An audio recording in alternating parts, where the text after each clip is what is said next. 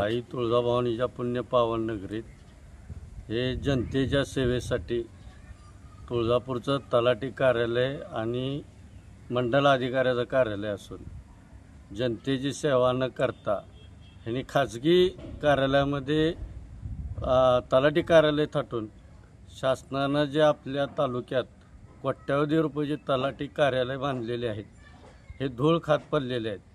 तरी प्रशासनानं याकडे लक्ष देऊन गोरगरीब जनतेसाठी हे तलाठी कार्यालय सुशोभीकरण करून गोरगरिबाला न्याय द्यावा ही नम्र विनंती. सुशोभीकरण कशाला? नवीनच इमारत बांधलेली आहेत ना.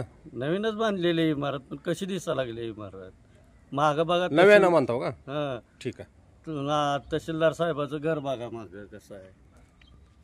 बघा ते तहसीलदार साहेबाचं घर. ह्या तुळजापूरच्या पुण्य पावन नगरीत जर असं होत असेल आई तुळजाभवानीचा उदय करण्याच्या ऐवजी तहसील